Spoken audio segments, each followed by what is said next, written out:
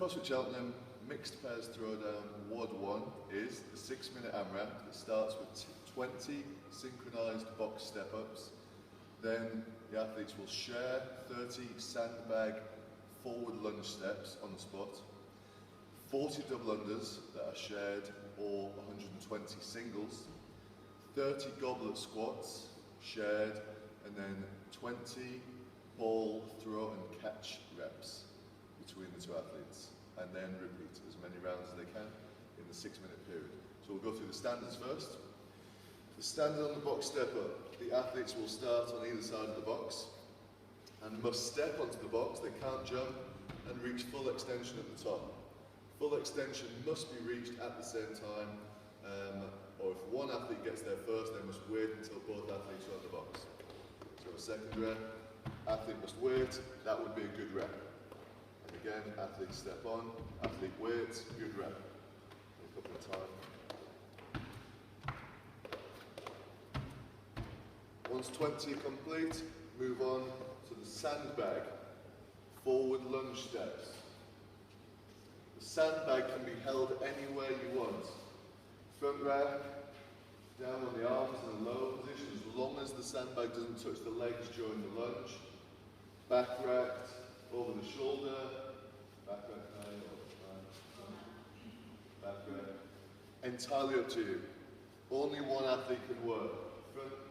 Front stepping lunge.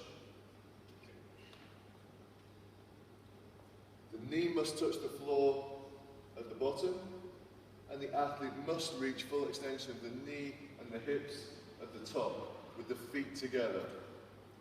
If the athlete is slightly forward inclined at the top, that would be fine, as long as the hips and the knees are open.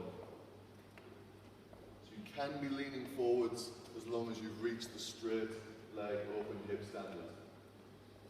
The second athlete can only start when the first athlete has finished that rep and stopped, but the equipment can be held off the ground so that they can alternate between the two for however many reps they please.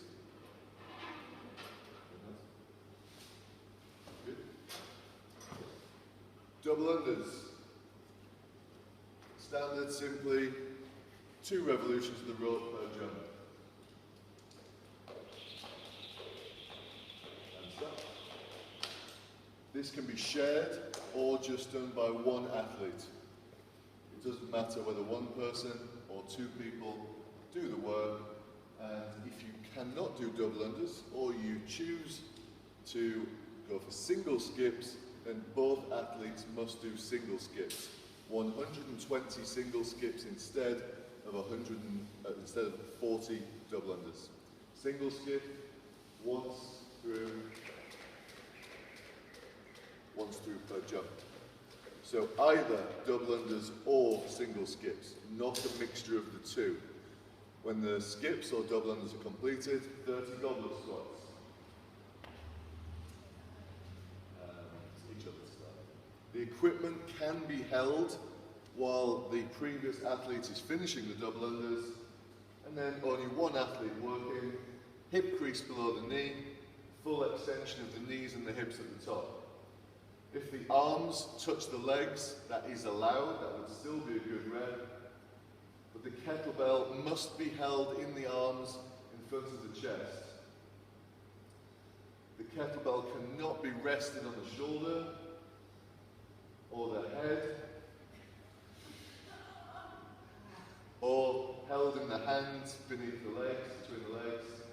This way, it must be held somewhere in front of the chest, stomach, by the bell or the handle, somewhere in front of the chest.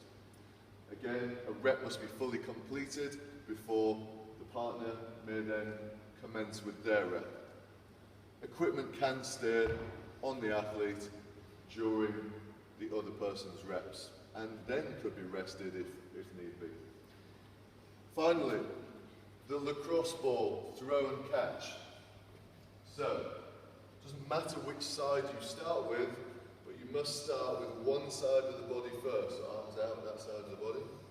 Must be athletes left to right, or right to left, for 10 reps, throw first, and caught with one hand. If the ball is brought into the body and caught, that's fine. If you use two hands or it's assisted by a second hand, that would be a no rep. When 10 are complete on one side, it's then 10 the other side, left arm to right arm. If a ball is dropped, no rep, and the ball needs retrieving. So an athlete would need to go and retrieve the ball, come back, and they would commence upon the rep that they were last on, with the no rep not counting. If you run in front of somebody else throwing their ball, there will be a 5 rep penalty if you disrupt the throwing or the movement of someone else's WOD. So yes, you will need to get your ball as quickly as possible, but as long as you're careful with it, there will be no penalty. If you're blatantly just running for your ball without the consideration for other people WODing, then there will be a penalty awarded to your WOD at the end. You'll be deducted 5 reps. The ball must start and finish on the cone, so when you finish, ball back on the cone. And the distance is 8 foot. You then repeat. Anything else? No? Good luck.